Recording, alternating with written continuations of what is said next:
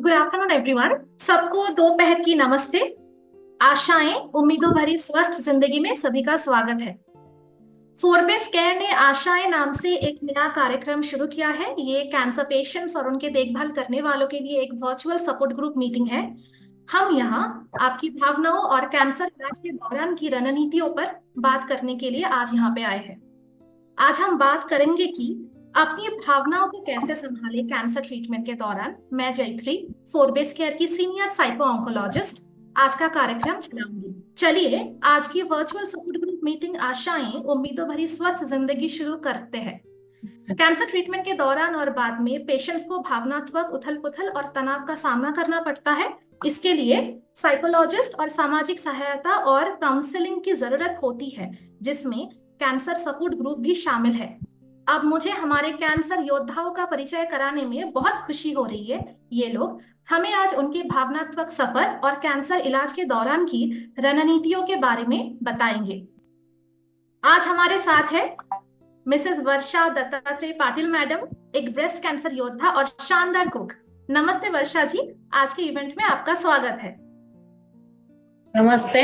मैं वर्षा दत्तात्रेय पाटिल, महाराष्ट्र विरार से। और आज हमारे साथ है मिसेस तृप्ति राकेश वाड़के, एक ब्रेस्ट कैंसर योद्धा और फाइन आर्ट की टीचर। नमस्ते तृप्ति जी, आज के इवेंट में आपका स्वागत है। नमस्ते, मैं तृप्ति राकेश वड़के और मैं महाराष्ट्र बदलापुर से हूँ। धन्यवाद वर्षा जी और तृप्ति जी, फोरबेस केयर की ओर से आज के वर्चुअल सपोर्ट ग्रुप मीटिंग के लिए आमंत्रण स्वीकार करने के लिए आप दोनों को स्वागत है। अभी मेरा कुछ सवाल है जो मैं आप दोनों से पूछना चाहती हूँ। पहले मैं आपसे पूछना चाहूंगी, जब आपको पहली बार अपने कैंसर के बारे में पता चला तो आपकी प्रतिक्रिया कैसी थी और ये कब हुआ था? पहली बात तो ये मेरे को लॉकडाउन कोविड के टाइम 17 मार्च 2019 में मालूम पड़ा। और उसमें गांठ, राइट ब्रेस्ट में गांठ थी। वो निकाल कर टेस्ट किया तो कैंसर का टेस्ट कैंसर निकला।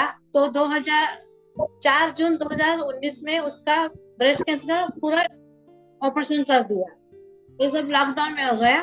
और फिर बाद में मैं थोड़ी डर भी लगा, कैंसर हुआ ऐसे समझ समझ में आया। तभी मन तो डर रहा था, दुख भी हुआ।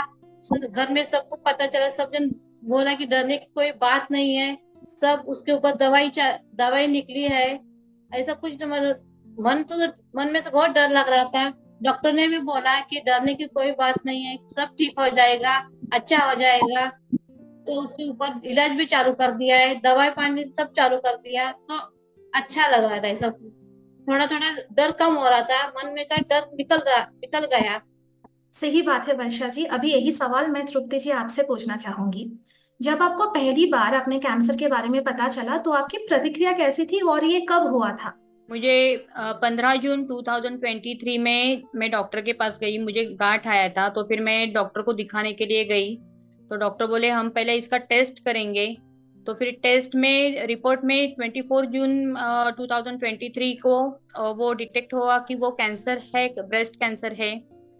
तो फिर मैं एकदम वो रिपोर्ट पढ़ के एकदम सुन सी हो गई कि अभी क्या आगे क्या करेंगे। तो डॉक्टर ने समझाया कि टेंशन मत लो, ब्रेस्ट कैंसर का ऑपरेशन किया जा सकता है, हम ऑपरेशन करेंगे और फिर वो तो कैंसर आपका निकल जाएगा, आप इतना चिंता मत करो।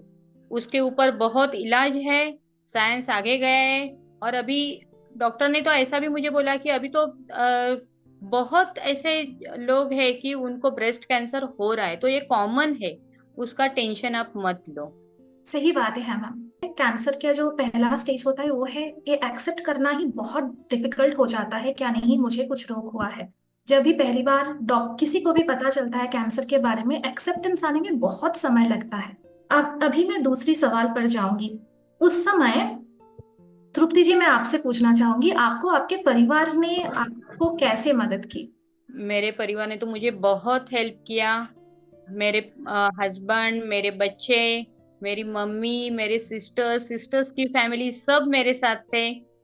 हॉस्पिटल में मुझे मेरे हस्बैंड और मेरे बेटा लेके जाते थे। ट्रीटमेंट के समय वो हमेशा मेरे साथ कंटिन्यूअसली रहते थे, मुझे लेके आते थे।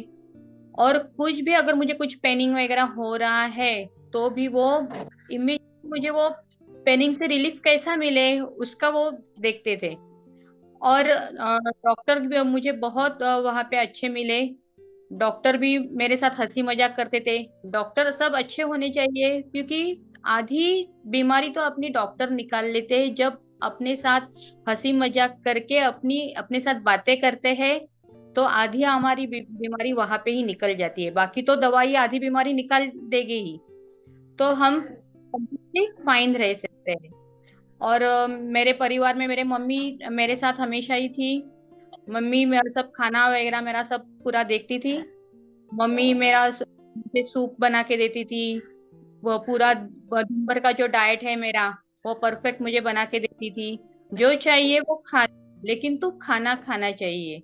फ्रूट्स, ड्राई फ्रूट्स वगैरह सब मेरा एकदम पर्टिकुलर टाइम टू टाइम, उसके साथ जो डॉक्टर ने गोलियां दी थी वो भी मेरा सब टाइम टू टाइम सब चालू था। जो कीमो चालू हुआ तभी थोड़ा तकलीफ हो गया मुझे। कीमो सब कुछ ना कुछ तो साइड इफेक्ट्स होता ही है।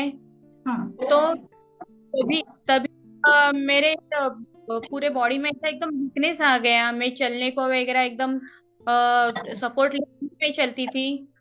और थोड़ा निकल गया मेरे टंग का। फिर मेरे हेयर फॉल होने लगे। हेयर फॉल होने लगे तो मेरे बेटे ने ट्रिमर से मेरे बाल ही निकाल दिए। वो हर दिन वो क्या देखेगी, तू बाल गिर रहे बाल गिर रहे, एक ही बार में हम ट्रिमर से सब निकाल देते। और उसने मुझे विग दिया, मैंने विग पहना। क्योंकि वो सब टेम्पररी था। कि डॉक्टर ने मुझे बोला था, मैंने डॉक्टर को भी वैसे सवाल किया था, डॉक्टर कीमो से तो मेरे बाल जाएंगे तो क्या करूं। बोले बाल जाए तो आने वाले भी तो है, टेंशन क्यों लेगा। फिर मैंने सब वो एक्सेप्ट कर लिया। और एक से मेरे ट्रीटमेंट यही सवाल मैं वर्षा जी आपसे मैं पूछना चाहती हूँ। जिस तरीके से तृप्ति जी ने बोला, उनको कैंसर इलाज के दौरान किस तरीके से परिवार से सपोर्ट मिला है, यही सवाल अगर मैं आपको पूछूं, दैट उस समय आपके परिवार ने आपको कैसे मदद की। परिवार ने तो बहुत मदद की है। मेरे तो लॉकडाउन में हो गए तो परिवार में तो मेरे खाली 2 बच्चे और मेरे हस्बैंड मेरे साथ थे। बाकी कोई मेरे साथ ना, कोई आ भी नहीं सकता था, कोई जा भी नहीं सकता था। कोविड के टाइम हुआ था तो बच्चों ने, मेरा बड़ा बेटा कॉलेज में था और मेन बात तो सबको छुट्टी थी उस टाइम, तो सब जन मेरे साथ घर में थे, तो बहुत ही अच्छा हुआ उस टाइम।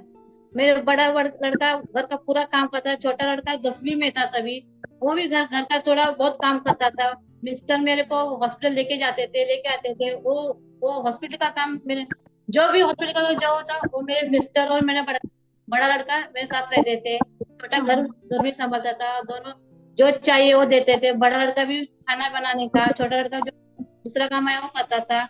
मिस्टर मेरे को दवाई लेके आने का, फ्रूट्स लेके आने का, जो चाहिए वो बना के देते थे। वो बहुत सारी मेरे मेरे को हेल्प किया लोगों ने। यहाँ पे ये बहुत इंपॉर्टेंट है आज हम सबको जानने के लिए, क्या कैंसर इलाज के दौरान और उसके बाद भी फैमिली सपोर्ट बहुत इंपॉर्टेंट होती है, क्योंकि फैमिली है जो पेशेंट्स को 24 घंटा संभालती है। तो आप कैसे अपने पेशेंट्स को संभाल रहे हो, कैसे उनको सपोर्ट दे रहे हो, और पेशेंट्स को एग्जैक्टली क्या चाहिए उस समय पे, क्या क्या इमोशनल सपोर्ट चाहिए, वो जानना और उसको पूरी करना बहुत जरूरत होता है। अभी आप दोनों से ही मेरा थर्ड सवाल रहेगा, वो है मैं वर्षा जी मैं आपसे ही पूछना चाहती हूँ, इलाज के दौरान आपको आपके शरीर और मन में क्या क्या बदलाव हुआ, और उस समय आपने अपनी भावनाओं को कैसे संभाल के रखा। शरीर में तो जब भी केमो चालू हो गया, केमो लेने के बाद थोड़ी देर कुछ नहीं लगा, लेकिन बाद में बहुत तकलीफ होने लगी। हाथ पाँव दर्द करने लगा, सर दर्द करने लगा, तो बॉडी में वीकनेस जैसे आ गई, और पूरा बॉडी एकदम वीक हो गया। तो डॉक्टर को बोल दिया मैंने, ऐसे डॉक्टर बोले ऐसा हो जाता है शरीर में। तो केमो देने के बाद थोड़ी दिन के बाद बाल भी चले गए, तो डॉक्टर ने बोल दिया, मैंने डॉक्टर को बोला कि बाल जरूर, डॉक्टर बोले बाल आ जाएंगे वापस, उसमें कुछ नहीं है ऐसा तकलीफ। और मन को तो डर लगता था कि अभी मैं इतना वीकनेस हो गई तो कैसा करूं मैं। तो डॉक्टर दवाई भी चालू कर दे, डॉक्टर ने बोला कुछ नहीं होगा, दवाई ले लो टाइम पे, दवाई खाना, फ्रूट्स जो चाहिए वो खाने का। और डरने का नहीं, डर मन से डर निकाल दो कि मेरे को कुछ नहीं होगा। तो मैं खुद को संभालते गई, मैं डर गई तो घर में भी सब जन डर जाएंगे। तो डर भगा दिया पहले। आपने जैसे बोला कि सबसे यहाँ पे इम्पोर्टेंट है, कुछ कुछ साइड इफेक्ट्स हो सकते हैं, पर वो जो साइड इफेक्ट्स है कोई भी कैंसर इलाज के दौरान वो टेम्पररी है, वो कभी परमानेंट नहीं होता है हमारे शरीर में। और जो दूसरी बात वर्षा जी आपने बहुत सही बोला, वो है जो डर है मन के अंदर, वो डर को पहले निकालना है, क्योंकि वो डर ही है जो हर इंसान को अंदर से बहुत खाली करवा देता है। अभी यही सवाल तृप्ति जी मैं आपसे भी पूछना चाहूंगी, इलाज के दौरान आपके शरीर और मन में क्या क्या बदलाव हुआ और उस समय आपने अपनी भावनाओं को कैसे संभाला? ऑपरेशन होने के बाद तो मैं एकदम शांत सी हो गई थी, किसी के साथ ज्यादा बात भी नहीं करती थी, क्योंकि मुझे टेंशन आ गया था अभी आगे क्या करेंगे। कीमो का जो ट्रीटमेंट है, डॉक्टर ने मुझे पहले ही सब बोल दिया था कि क्या क्या होने वाला है, क्या चेंजेस हो जाते हैं। तो मुझे डॉक्टर ने पहले ही वो सब बोल दिया था। तो फिर ट्रीटमेंट मेरा चालू हुआ, कीमो चालू हुआ। कीमो के दौरान तो मेरे 8-10 दिन तो मुझे बहुत वीकनेस ही रहता था। टेस्ट निकल गई, फिर बाल गए, सब हो गया, लेकिन उसमें भी पूरा फैमिली ने मुझे सपोर्ट किया और डॉक्टर ने भी मुझे बोला था कि ये तो सब थोड़े दिन ही होने वाला है, बाद में तो आप एकदम ओके ही रहने वाले हो, जैसे पहले थे वैसे ही आप रहेंगे। तो मैंने बोला चलो, थोड़े दिन का सवाल है, हमें तो ठीक होना है, एकदम परफेक्ट फाइन रहना है, तो हम ये थोड़े दिन के लिए सब सहन कर लेंगे। और मैंने हंसते हंसते सब सहन कर लिया और अभी मैं एकदम फाइन हूँ। मतलब तृप्ति जी आज आप हम सबको बोलना चाहते हो क्या, मुझे सही होना है, मुझे इलाज से खत्म करके घर वापस जाना है, यही जो थॉट है वो इंसान के मन पे, दिल पे और दिमाग पे हमेशा रहना चाहिए, और वही इंसान को बहुत मदद करता है जो अपने इलाज है, जो कोर्स ऑफ ट्रीटमेंट है, उसको पहले से एंड तक खत्म करने के लिए। Yes yes yes. और कुछ ना कुछ तो करना चाहिए। मैं भी तभी मेरे इलाज के दरम्यान में ड्राइंग क्लासेस लेती थी। मेरे बच्चे, मेरे जो स्टूडेंट्स थे वो मेरे पास आते थे और मैं उनका तभी भी मैं ड्राइंग क्लास लेती थी, क्योंकि बच्चों के साथ रह के ना और मेरा टाइम अच्छी तरह से एकदम हैप्पीली स्पेंड हो जाता था। तो मैं मेरी बीमारी को ही भूल जाती थी। तो इसके लिए हर एक ने कुछ ना कुछ तो तभी उसके दौरान में कुछ करना चाहिए, ऐसा अपना दिमाग खाली नहीं रखना चाहिए। बहुत सही बातें हैं, क्योंकि कभी भी हमको दुख करके या अपने आप को सबसे आइसोलेट करके अलग से लेके जाने का ऐसा सोच कभी अपने अंदर नहीं आना चाहिए। रादर दैन, श्रुति मैडम जैसे आपने बोला, हमेशा जो काम करना है आपको, उस सारे काम पे हम लोगों को अपने आप का दिमाग और जो माइंड है उसको एंगेज रखना है। ये एंगेजमेंट बहुत इंपॉर्टेंट है। इंसान का जो लाइफ का नॉर्मल सी है ट्रीटमेंट के दौरान उसको बराबर से मैनेज एंड मेंटेन करने के लिए। Excellent ma'am. अभी हम लोग अपने नेक्स्ट सवाल की ओर जाएंगे। ये सवाल मैं पहले वर्षा जी मैं आपसे पूछना चाहती हूँ। वर्षा जी, आपने जैसे बोला कि फर्स्ट लॉकडाउन के समय पे, कोविड के समय पे आपको पहली बार पता चला था आपके कैंसर डायग्नोसिस के बारे में, तो अभी आप कुछ दवाई ले रहे हो, कोई इलाज चालू है अभी आपका? अभी मैं खाली फॉलोअप के लिए जाती हूँ 6 महीने के बाद, और एक डॉक्टर ने एक कैप्सूल चालू, वो भी चालू है मेरा मेरा बस उतना ही, ज्यादा कुछ नहीं। इसी समय मैं तृप्ति मैम मैं आपसे पूछना चाहूंगी। मैम, आपने जैसे बोला कि आपका कुछ साल पहले आपका कैंसर के बारे में आपको पता चला था, उसके बाद आपका बहुत लंबा समय तक आपका इलाज चला, तो अभी आपका कुछ इलाज चालू है? अभी आप कोई ट्रीटमेंट करवा रहे हो, कोई दवाई ले रहे हो अभी? हाँ, अभी सिर्फ एक हार्मोनल गोली चालू है, दिन में एक ही गोली लेने का है। और मुझे डॉक्टर ने जेनेटिक टेस्ट करने के लिए बोला था। तो फिर मुझे डॉक्टर ने ये यहाँ पे फोरबेस केयर बैंगलोर में जो है वहाँ का मुझे डॉक्टर ने मुझे नंबर दिया। और फिर मेरे जो ब्लड सैंपल है यहाँ से, मेरे घर से ही वो कलेक्ट करके वो बैंगलोर में गए। फिर मेरे जो रिपोर्ट है वो सब मुझे उन्होंने ऑनलाइन भेज दिया।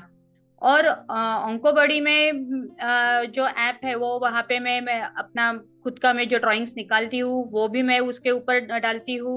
और वहाँ पे मेरे रिपोर्ट भी मुझे दिखने को मिलते हैं। वहां से, फोरबेस केयर से मुझे साइकोलॉजिकल सपोर्ट मिला, उसमें से मेरा मानसिक संतुलन कैसा बनाए अच्छा रखे उसका बहुत उन्होंने मुझे बराबर समझाया। फिर मुझे डाइट प्लान दिया, और जो सब डॉक्टर्स है वो सब एकदम अच्छी तरह से हेल्प करते हैं, एकदम नॉर्मली अपने फ्रेंड जैसे बातें करते हैं। तो फिर ऐसा कुछ लगता नहीं है कि अरे हम कैसे बोले, अपने दिमाग में जो कुछ है वो एकदम वो बराबर बाहर निकाल देते हैं। तो एकदम अच्छा लगा वहाँ पे मेरा सब वो ट्रीटमेंट वहाँ से जेनेटिक टेस्ट करके भी मुझे बहुत वहाँ से सपोर्ट मिला। Thank you Tripti ma'am. क्या हम लोगों का जो ऑर्गेनाइजेशन है फोरपेस केयर, वहाँ का जो सर्विस है आपको इतना अच्छा लगा? आपने हमारे ऑन्कोबडी एप्लीकेशन को भी आपने इस्तेमाल किया। मैंने खुद देखा आपका पेंटिंग, आपने शायद 2 या 3 पेंटिंग आपने हर संडे को आप कभी कभी आप अपलोड करते हो हमारे ऑन्कोबडी एप्लीकेशन में, जो एक बहुत अच्छा प्लेटफॉर्म है। क्योंकि उसके द्वारा नॉट ओनली क्या आप आपका रिपोर्ट देख सकते हो, आप वहाँ पे कैंसर के बहुत सारे कंटेंट्स भी आप देख सकते हो। बहुत सारे ब्लॉग्स भी हम लोग अपलोड करते हैं जिसके बारे में हम लोग डिटेल में बाद में डिस्कशन करेंगे। मैम, आपको मैं अभी पूछना चाहती हूँ, क्या अभी आप कैसे महसूस कर रहे हो? अभी आपका तबीयत कैसा है? अभी एकदम मैं फाइन हूँ, अभी कुछ तकलीफ तो मुझे है ही नहीं। और डेली वॉक वगैरह मैं करती हूँ। बच्चों के मेरे क्लासेस भी चालू है, जैसे मेरे पहले सब शुरू था वैसा ही सब मेरा शुरू है। जो मॉर्निंग से लेके नाइट तक मेरा रूटीन था वैसा ही मेरा सब रूटीन अभी भी चालू है। कुछ मुझे अभी तकलीफ तो नहीं है, लेकिन सब फॉलोअप वगैरह सब टाइम टू टाइम हर एक ने करना चाहिए। जैसा मैं भी मेरा फॉलोअप एकदम टाइम टू टाइम करती हूँ, और मेरी गोली जो है वो डेली लेती ही हूँ। ये बहुत इंपॉर्टेंट है। आज हमारे साथ जितने सारे लोग हैं, अगर आपको डॉक्टर कुछ दवाई लेने के लिए बोल रहे हैं, वो आपके रेगुलर फॉलोअप भी हो सकते हैं या हार्मोनल टैबलेट्स भी हो सकते हैं, कुछ भी दवाई, इधर कीमोथेरेपी और प्रोबेबली इम्यूनोथेरेपी, जो तारीख आपको बोला जा रहा है वो तारीख बहुत इंपॉर्टेंट है। उसी तारीख में आपको उसी समय पे डॉक्टर के पास जाके वही दवाई लेना है। वहां पे आपको कभी भी ज्यादा स्किप नहीं करना है, जो बहुत ही गलत है।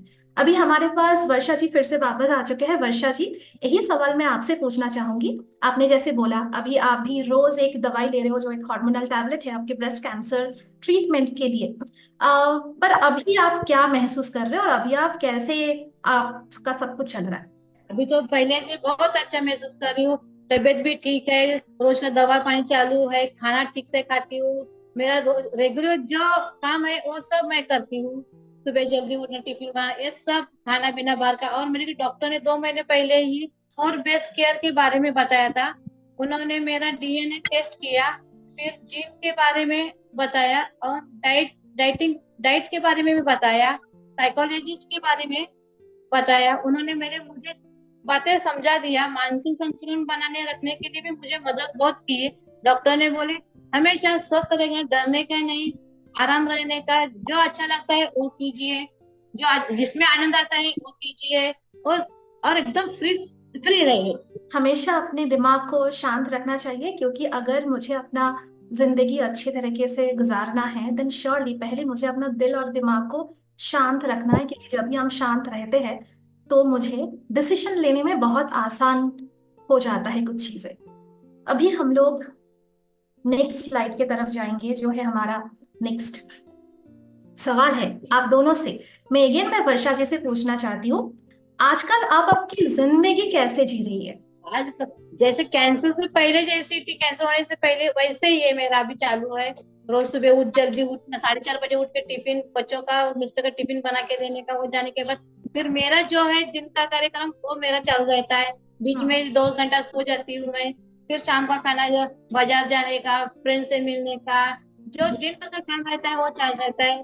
जो अच्छा लगता है कि घूमने जाने का, जो दिन भर यही मेरे को जो अच्छा लगता है वो दिन भर में काम करती हूँ। जिसमें मेरे को तकलीफ, कुछ भी प्रॉब्लम हो जाए तो मैं डॉक्टर से वापस फोन करके उनको पूछती हूँ मेरे को ये तकलीफ हो रही है, तो डॉक्टर मेरे को बोल देते हैं। और जैसे पहले थी मैं वैसे ही हुआ अभी। बहुत अच्छा मैम, आपने बोला कि आप पहले आपका जिंदगी, आपका डायग्नोसिस, कैंसर डायग्नोसिस होने के पहले जैसा था, अभी इलाज के बाद आप बहुत अच्छे तरीके से अभी अपना जो लाइफ है, आपका जो लाइफस्टाइल है, आप उसको मेंटेन कर रहे हो। और यही आज हम सबको जानना है या नहीं। इलाज के समय पे कुछ कुछ साइड इफेक्ट्स होता है वो, और वो बहुत ही ज्यादा नॉर्मल है। बट ऑलवेज हमारे मन पे उतना हिम्मत और होप रखना है क्या नहीं। ये बस कुछ महीना या साल का ही समय है, इसके बाद सब कुछ जितने सारे साइड इफेक्ट्स हैं या जो इलाज के दौरान जो मुझे तकलीफ हो रहा है वो धीरे धीरे कम हो जाएगा।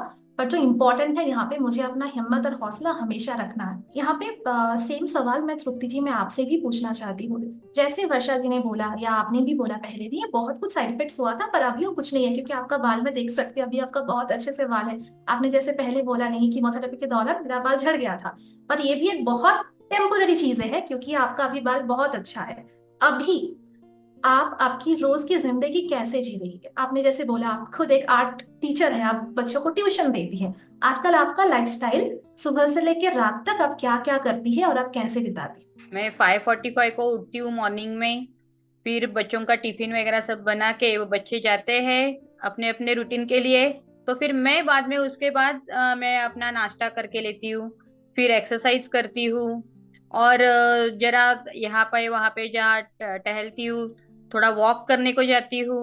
और फिर बाद में घर पे आके वापिस खाना वगैरह सब बनाने का जो अपना डेली रूटीन है वो सब मेरा चालू रहता है। और फिर दोपहर को एक थोड़ा एक 20-25 मिनट तक मैं सोती हूँ। बाद में वापस मेरे ड्राइंग के क्लास के बच्चे आ जाते हैं, तो उनके साथ मेरा एकदम टाइम अच्छा स्पेंड हो जाता है। और और एक्स्ट्रा कुछ टाइम मिला तो मेरा कुछ ना कुछ तो क्रिएटिव ऐसा करना चालू ही रहता है। ज्यादा से ज्यादा मैं बिजी ही अपने को रखती हूँ, क्योंकि खाली दिमाग बिल्कुल रखने का नहीं। खाली दिमाग शैतान का घर होता है। जितना आप अपने को बिजी रखें उतना ज्यादा आप हैप्पी रहेंगे। ये मेरे दिमाग में पहले से ही है, तो हमेशा मैं अपने आप को बहुत ही बिजी रखती हूँ। आपने मैम एक बात बहुत अच्छा बोला, क्या खाली दिमाग शैतान का कारखाना।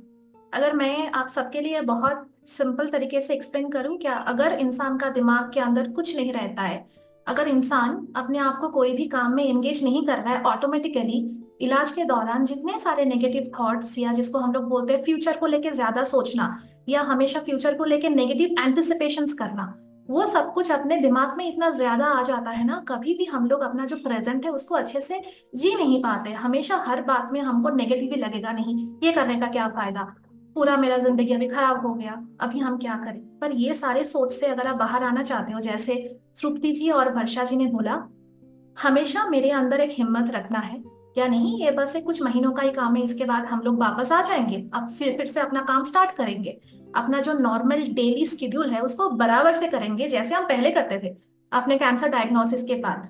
थैंक यू तृप्ति जी और वर्षा जी।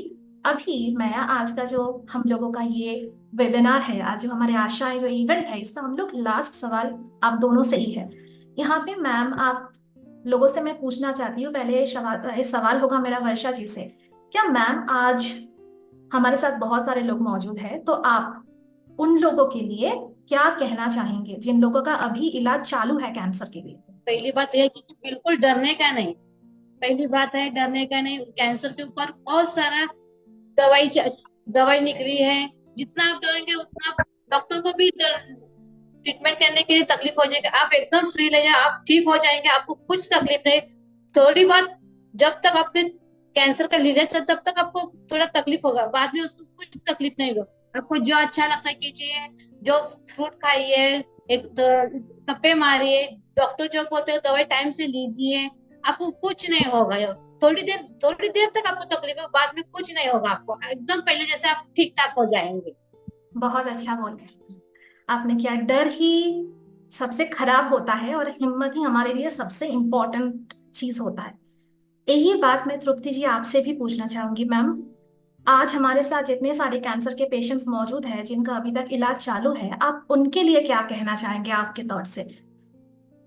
अपने मन से पहला डर पूरा पूरा निकाल दो और अपने आप को बहुत बिजी रखो। जो आपको जो चीज करने को अच्छा लगता है उसमें आप खुद को बिजी रखो। ये तो मैं सबसे पहले बोलूंगी, क्योंकि मैं उसी उसी से फेस कर रही थी, उसी से मैं सफर किया।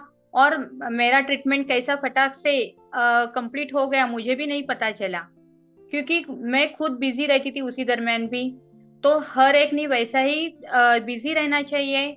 और जो चीज अच्छा लगता है, जैसे कि बुक रीडिंग करना, सिंगिंग करना। हमें कुछ स्टेज पे जाके तो गाना नहीं गाना चाहिए, गाना तो नहीं गाएंगे, लेकिन अपने घर में तो हम सिंगर बन सकते हैं ना। तो घर में गाना गाओ। और पार्क में जाओ, बच्चों को जब खेलते हुए देखते हैं तो अपने मन को बहुत खुश हो जाता है, अपना मन बहुत हम हैप्पी रहते हैं। तो पार्क में जाओ। और मेन अपना जो दवाई है वो तो पर्टिकुलर टाइम टू टाइम ले लो। और खाना वो भी सब एकदम डाइट अपना परफेक्ट होना चाहिए। फ्रूट्स लेना चाहिए, ड्राई फ्रूट्स भी उसके साथ खाना चाहिए। और खाते रहो और स्वस्थ रहो। आपने बहुत अच्छे से और बहुत छोटे से हम सबको समझाया क्या क्या क्या सबसे जरूरत होता है इलाज के दौरान अपना शरीर और मन की जो हिम्मत है उसको बना के रखने के लिए। सबसे इम्पोर्टेंट है इंसान को अच्छे से खाना खाना है, क्योंकि इस समय खाना बहुत इंपॉर्टेंट होता है। आप जो भी खा रहे हो जितना हो सके आप हमेशा खाते रहो, अपने शरीर को आप हाइड्रेटेड रखो। जो दूसरी बातें हैं आपने बोला हमेशा मुझे एंगेज रहना है, मुझे थोड़ा थोड़ा करके हम वॉकिंग कर सकते हैं या थोड़ा थोड़ा करके हम लोग कुछ मूवमेंट कर सकते हैं, जो भी करना पसंद है। आपने श्रुति मैम जैसे बोला गाना गाना है या कुछ पेंटिंग करना है, जो भी कुछ करना है। वर्षा जी आपने जैसे बोला नहीं मुझे हमेशा परिवार के साथ अच्छे से समय बिताना है, जो मुझे करना है मुझे वही करना है, जो मुझे नहीं करने का मन है वो मुझे नहीं करना है। ये जो छोटी छोटी चीजें हैं इंसान को हमेशा खुशी देती है अपने अंदर। अभी पहले तो मैं आप दोनों को ही थैंक यू बोलना चाहूंगी, इतने अच्छे से आप लोगों ने एक्सप्लेन किया और इतने इजी लैंग्वेज में, जो बहुत इंपॉर्टेंट होता है सबके समझने के लिए। हमारे पास अभी 5 मिनट है। कृपया आपके पास आप लोगों के पास अगर कोई भी सवाल है और अगर कोई फीडबैक है तो प्लीज हमारे मीटिंग का जो चैट बॉक्स है आप लोग देख सकते हो, वहां पे आप प्लीज लिखें। हम सबके सवाल का जवाब देने के लिए कोशिश करेंगे। लता बेन ने यहाँ पे हम लोगों से पूछा क्या क्या मैं अपनी पत्नी को बताऊंगा कि उन्हें कैंसर है। सर हम लोगों को लगता है शायद आपने आपके पत्नी के बारे में पूछा है। सर एक डिफिकल्ट सवाल है जो आपने हम सबको पूछा है, क्या आपको बताना चाहिए या नहीं बताना चाहिए। इसका उत्तर मैं खुद देना चाहूंगी क्योंकि ये बहुत इंपॉर्टेंट है सबको समझने के लिए। हम लोग सोचते हैं शायद मेरे पेशेंट्स को पता नहीं है उनको कैंसर है या नहीं है, पर पेशेंट्स जब अस्पताल में जाते हैं ना, जब डॉक्टर के पास बातें करते हैं तब बहुत हद तक उनको अस्पताल का जो एटमोस्फियर है या अस्पताल का नाम से या अपने जो रिपोर्ट और फाइल से उनको पता चल जाता है क्या उनको कैंसर है। इसलिए कभी भी आपको ये नहीं सोचना चाहिए नहीं मेरी पत्नी को बिल्कुल भी कुछ नहीं पता है क्या उनको कैंसर है। तो शायद हो सकता है उनको पार्शियल नॉलेज है। इसका मतलब होता है आप अगर उनको बोलना चाहते हो या अगर आप उनको नहीं बोलना चाहते हो, पहले आपके दिमाग में क्लैरिटी होना चाहिए क्या उनको कितना पता है।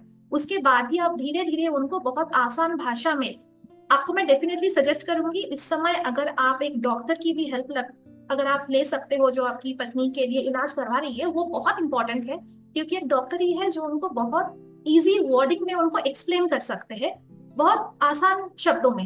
हैविंग सेड दैट अगर आपको लगते हैं नहीं उनका उम्र बहुत ज्यादा है और अगर मैम शायद ये सुन के अपने आप का जो इमोशंस है वो नहीं कंट्रोल कर सकती है, तो ये बहुत सब्जेक्टिव आंसर होती है, तो आप उनको धीरे धीरे करके आप उनको बोल सकते हो। इसके बारे में सर अगर हम लोग बाद में बात करना चाहे और भी डिटेल में, आपको मैं रिक्वेस्ट करूंगी कि आप प्लीज आपके जो कंसर्न केयर कंपेनियन है एक बार आप उनसे संपर्क करें, देन श्योरली हम लोग इसके बारे में सर डिटेल में डिस्कशन कर सकते हैं। Thank you.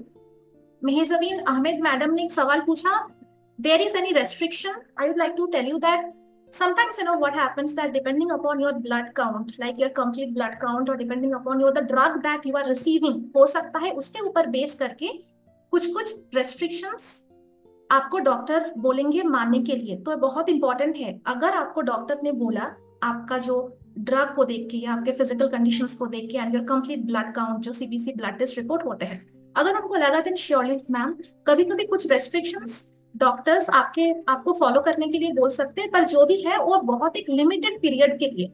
जैसे तृप्ति मैडम एंड वर्षा मैडम दोनों ने अच्छे से हम लोग को एक्सप्लेन किया, क्या कुछ भी साइड इफेक्ट्स हो या कुछ भी प्रोटोकॉल्स हो वो उतना समय तक चलता है जब तक आपका इलाज चलेगा, उसके बाद surely everything will be withdrawn. इसका मतलब है ये बहुत एक टेम्पोररी फेज के लिए है, पर उसके दौरान आपको हमेशा दिल पे इतना हिम्मत रखना चाहिए नहीं ये बहुत एक टेम्पोररी फेज के लिए है, तो मुझे कभी डरना नहीं है।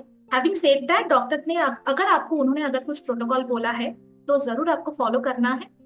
एंड नंबर 2 इज दैट हमेशा आपके बॉडी को हाइड्रेट रखना है, आपको अच्छे से खाना पीना खाना है, फिजिकली आपको हमेशा बहुत एक्टिव रहना है, हमेशा अपना जो काम है वो खुद करने के लिए कोशिश कीजिए। एटलीस्ट 15 to 20 मिनट्स आप डेली आप वॉकिंग घर के अंदर या बाहर आप करने के लिए कोशिश कीजिए। ये सब चीजों में इतना ज्यादा कभी रेस्ट्रिक्शंस नहीं होता है। सो इट्स अबाउट आप क्या कर सकते हो, उसमें आपको ज्यादा ध्यान देना है। Thank you ma'am. हमारे यहाँ पे और एक सवाल आया है, वो है how to deal with societal pity, people pity on cancer survivors when they meet socially and they train the enthusiasm towards fight. जिन्होंने ये सवाल पूछा है, sir first of all I would like to thank you that आपने ये सवाल पूछा, क्योंकि कभी भी हम लोग पिटी के बारे में बात नहीं करते हैं इतना एक ओपन प्लेटफॉर्म पे। Let me tell you one very small thing. अगर आपके घर पे कोई बच्चा है तो हम लोग बचपन से उसको सिखाते हैं आपको एग्जाम में फर्स्ट प्राइज लाना है। तो हमेशा बच्चों के दिल पे एक जिद रहता है, अगर हम कुछ कर रहे हैं तो मुझे बेस्ट होना है और उसका रिजल्ट पॉजिटिव ही आना है। कैंसर का इलाज भी एक ऐसा चीज होता है, जब भी हम ट्रीटमेंट के अंदर घुसते हैं हमेशा हमको लगता है नहीं, प्रोबेबली अगर किसी को भी पता चला चलो मुझे कैंसर हुआ है और इसको और ये जो इंसान है वो इलाज करवा रही है, देन श्योरली वो लोग मुझे बोलेंगे हाँ आपका जो रिजल्ट है वो अच्छा होगा, आप बहुत अच्छे से रिकवरी करेंगे। पर जो हमारी जो सोसाइटी है यहाँ पे ज्यादातर केसेस में ऐसा नहीं होते हैं। लोग कभी कभी पिटी दिखाते हैं आपको। मैं एग्जैक्टली पिटी नहीं बोलूंगी, यहाँ पे जो सेंटेंसेस आता है वो है आपके साथ क्यों ऐसा हो गया, आपको शायद वो करना है, शायद आपने कुछ गलत किया। पर सर एक इंसान के अंदर हमेशा एक हिम्मत रखना है या दिल पे तो इतना कॉन्फिडेंस रहना है क्या लोग जो बोलेंगे ना वो लोग कभी भी मेरे लिए इम्पोर्टेंट नहीं हो सकते। क्योंकि अगर मैं आपके लिए भला सोचूं, अगर मैं आपका भला चाहूं, देन श्योरली आपके साथ हम कैसे बात कर रहे हैं, मैं क्या क्या वर्ड इस्तेमाल कर रही हूँ वो भी मैं बहुत सोच समझ के करूंगी। मुझे कुछ बोलने का मन है और मुझे कुछ पता है, इसलिए मैं कभी भी तुरंत आपके लिए ये सवाल नहीं पूछूंगी। अगर वो इंसान सच्ची में आपका क्लोज है तो, अगर वो एक बाहर वाला है तो मुझे नहीं लगता है क्या आपको इतना ध्यान देना चाहिए। इसलिए एज अ साइकोलॉजिस्ट मैं हमेशा जब भी मैं सेशन लेती हूँ, शायद आप में से कोई कोई अटेंड कर चुके हो, वहां पे एक इंटरवेंशन बहुत इंपॉर्टेंट होता है, एक रिकमेंडेशन साइकोलॉजिकल एस्पेक्ट में हमेशा आपको दो सर्कल बनाना है। एक है इनर सर्कल, एक है आउटर सर्कल। इनर सर्कल में कौन है, फॉर एग्जाम्पल मेरी मम्मी हो सकती है, मेरी पापा हो सकती है, प्रोबेबली मेरे बेस्ट फ्रेंड हो सकती है, मेरे आंटी अंकल या कोई भी हो, या मेरा दादा दादी, वो मेरा इनर सर्कल में है। वो लोग क्या बोलेंगे, वो लोग मुझे क्या ट्रीट करेंगे, उसमें ही मेरा 100% मुझे परवाह होना चाहिए, मुझे इंपॉर्टेंस देना चाहिए।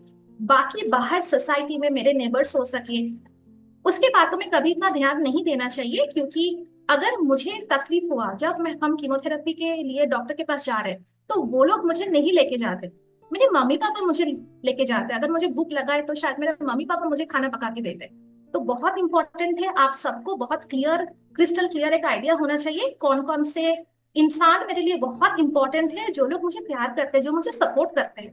अगर हम रो रहे हैं तो वो बस मुझे अपना कंधा देता है, वही इंसान सबसे इंपॉर्टेंट है। बाकी आउटर सर्कल में सोसाइटी में जितने सारे लोग हैं हमेशा हम लोगों को फिल्टर करना चाहिए, नहीं ये लोग बाहर वाले हैं, इसके बातों में हमको कभी भी इतना ध्यान नहीं देना है। अगर आप ऐसे अपने दिल और दिमाग को बना सकते हो तो कैंसर या कोई भी चीज आपको कभी डोमिनेट या कभी आपको नीचा नहीं कर सकती। थैंक यू, ये बहुत एक इंटरेस्टिंग सवाल था। Thank you everyone. अभी मैं देख सकती हूँ और कुछ सवाल आ चुके हैं। यहाँ पे रश्मि जी ने आप दोनों को ही बोला, मतलब तृप्ति जी और वर्षा जी के लिए यहाँ पे मैं देख सकती हूँ रश्मि जी का एक मैसेज है। रश्मि जी ने आप दोनों को ही बोला कि आप दोनों की बातों में हमें बहुत ज्यादा मोटिवेशन मिला। Thank you. ओके, यहाँ पे मैं देख सकती हूँ, यहाँ पे संगीता मैडम ने एक सवाल पूछा, वो है नमस्ते, मैं ब्रेस्ट कैंसर पेशेंट हूँ और हाल में मैंने अपनी सर्जरी कराई है और डॉक्टर ने मुझे ब्रेस्ट प्रोसेस का सुझाव दिया है, क्या आप कृपया समझा सकते हो। थैंक यू संगीता मैम ये सवाल पूछने के लिए। यूजुअली ब्रेस्ट कैंसर के समय ऑन्कोलॉजिस्ट को अगर लगा क्या नहीं उनको ब्रेस्ट रिमूव करना है, उस प्रोसेस को बोलते हैं मैस्टेक्टमी। अगर डॉक्टर ने डिसाइड किया कि नहीं आपका ब्रेस्ट आपका रिमूव करना है, which is called like mastectomy, उसके बाद there is called external prosthesis होते हैं। अभी एक्सटर्नल प्रोस्थेसिस सिलिकॉन का भी होता है और कभी कभी कपड़ा का भी होता है, फोम का भी होता है। वो बेसिकली जहाँ पे आपका ब्रेस्ट नहीं है वहां पे एक स्पेशल ब्रा है जिसको हम लोग बोलते हैं मैस्टेक्टमी ब्रा, उसके अंदर वो एक्सटर्नल प्रोस्थेसिस को हम लोग लगाते हैं। मतलब जो रिहैबिलिटेशन जो लोग करते हैं वही डॉक्टर्स लगाते हैं वहां पे। यहाँ पे आपको लगेगा नहीं दोनों ही जो मेरा ब्रेस्ट है वो बराबर से है, नहीं लगेगा नहीं मेरे शरीर का एक हिस्सा है वो नहीं है। एंड जो दूसरी वाली जो सबसे इंपॉर्टेंट है वो है इंसान का शरीर का जो दो हिस्सा है राइट एंड लेफ्ट, दोनों हिस्सा में सेम वजन रहता है। और अगर आपका राइट एंड लेफ्ट में अगर आपका सेम वजन रहे देन डेफिनेटली कभी आपका स्पाइनल कॉर्ड या आपका बैक वहां पे कभी आपको दर्द नहीं होगा। अगर आप वॉकिंग कर रहे हो आपका वॉकिंग का जो पोस्चर है वो पोस्चर भी बहुत अच्छे से रहेगा। और यही बहुत सारे बेनिफिट्स होते हैं। तो मैम आपको मैं पूछना चाहूंगी अगर आपको मन है इसके बारे में डिटेल में आप जानना चाहते हो देन प्लीज आप आपके जो रेस्पेक्टिव केयर कंपेनियन है आप उनके साथ कनेक्ट कर सकते हो और वो आपको मेरे साथ कनेक्ट करवाएंगे, सो हम लोग डिटेल में इसके बारे में डिस्कशन कर सकते हैं। Thank you.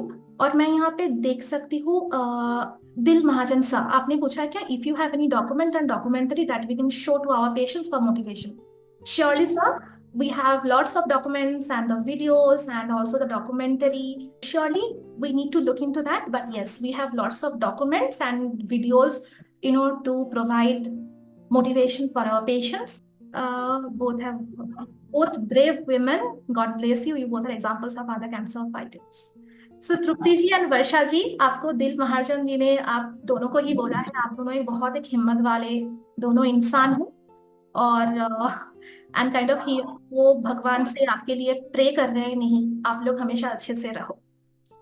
Thank you. Okay, what do if chemotherapy is not working?